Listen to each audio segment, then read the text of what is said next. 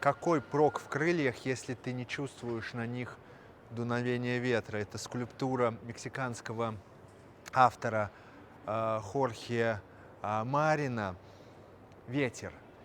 Люди, которые заедают свои переживания, на самом деле теряют самое важное, вот эту энергию, которая могла бы поднять их крылья и дать им возможность улететь туда, куда они хотят. Лишняя еда подрезает крылья, лишняя еда убирает ветер с твоих крыльев.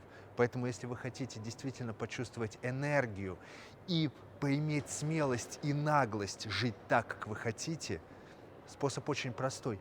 Убери сегодня вечером лишний кусок, и уже завтра ты почувствуешь, как ветер поднимает тебя вверх.